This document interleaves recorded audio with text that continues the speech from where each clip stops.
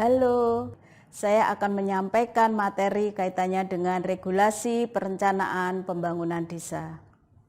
Dasar hukum yang mendasari kaitannya dengan perencanaan pembangunan desa yaitu ada di Undang-Undang Nomor 6 Tahun 2014 tentang Desa dan Permendagri Nomor 114 tentang Perencanaan Pembangunan Desa. Mengapa perlu perencanaan? Semua ini didasari pada amanat Undang-Undang Nomor 6 Tahun 2014 di pasal 79. Dan untuk mengatur dan mengurus desa sesuai dengan kewenangannya. Definisi dari perencanaan pembangunan desa.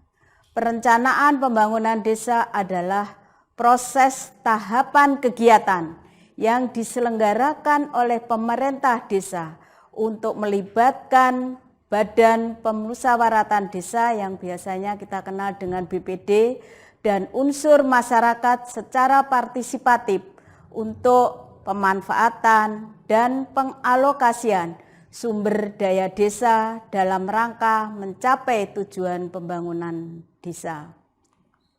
Tujuan dari perencanaan pembangunan desa sebagai pedoman penyusunan rancangan RPJM desa, RPG desa, dan daftar urutan RKP desa. Yang kedua, memperkuat hak dan kewenangan serta mengoptimalkan pengelolaan sumber-sumber kekayaan desa. Tujuan yang ketiga, mencerminkan keberpihakan negara terhadap hak-hak desa untuk meningkatkan kesejahteraan masyarakat. Prinsip-prinsip yang mendasari perencanaan pembangunan desa, yang satu, belajar dari pengalaman dan menghargai perbedaan. Yang kedua, berorientasi pada tujuan praktis dan strategis. Yang ketiga, berkelanjutan, karena di dalam perencanaan pembangunan itu selalu berkelanjutan setiap tahun. Yang keempat, penggalian informasi desa dengan sumber utama dari masyarakat desa. Yang kelima, partisipatif dan demokratis. Yang keenam, pemberdayaan dan kaderisasi. Sedangkan prinsip yang ketujuh, berbasis kekuatan. Prinsip yang kedelapan, keswadayaan. Dan prinsip yang kesembilan adalah keterbukaan dan pertanggungjawaban.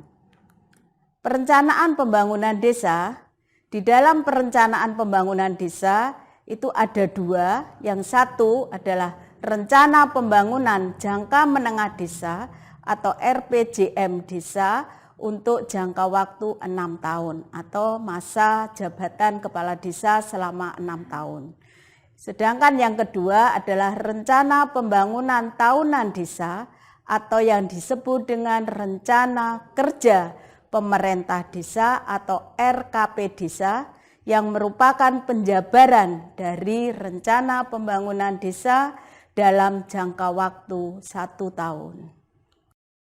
Bagan alur perencanaan pembangunan desa. Bagan alur perencanaan pembangunan desa itu ada langkah-langkahnya, yaitu dengan pengkajian keadaan desa atau lingkungan yang kita lakukan dengan menggunakan 3 alat kajian, yaitu alat kajian sketsa desa, kalender musim, dan bagan kelembagaan.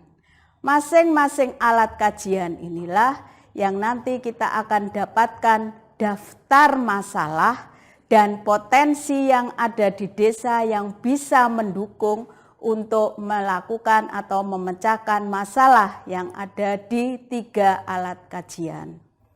Dari 3 alat kajian, setelah kita memperoleh daftar masalah dan potensi, kemudian kita masukkan di format F4, yaitu pengelompokan masalah. Ini contohnya, jadi ini format dari pengelompokan masalah. Ada nomor, ada masalah, dan ada potensi.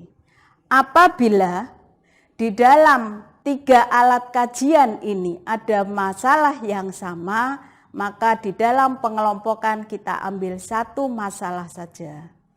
Dari pengelompokan ini kemudian kita masukkan di format F5, yaitu penentuan peringkat masalah. Penentuan peringkat masalah itu ada nomor, ada masalah. Kolom masalah ini kita ambil dari masalah yang sudah kita kelompokkan tadi.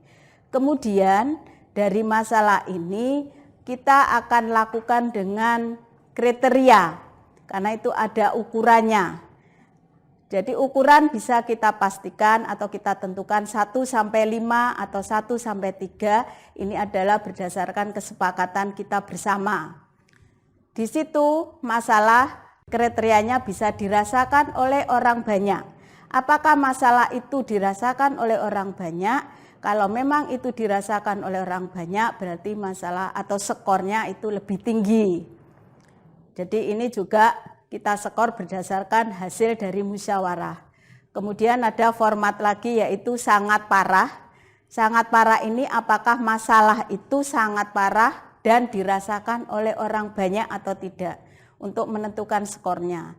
Kemudian menghambat peningkatan pendapatan. Apakah itu masalah ini menghambat peningkatan pendapatan bagi masyarakat atau tidak? Ini juga akan kita skor. Kemudian masalah ini apakah selalu sering terjadi berulang-ulang setiap tahun? Kalau memang iya, ini bisa skornya tinggi. Terus kemudian apakah ada dukungan atau tersedia potensi untuk memecahkan masalah? Potensi ini adalah potensi yang ada di desa yang bisa mendukung untuk pemecahan masalah. Setelah itu, kemudian setelah skor itu kita isi semuanya, kemudian kita jumlah, kemudian kita kasih urutan peringkat masalah. Kemudian setelah F5 kita masukkan di F6, yaitu pengkajian tindakan pemecahan masalah. Di F6 ini formatnya ada masalah, sehingga masalah yang ada di F5 itu kita masukkan lagi.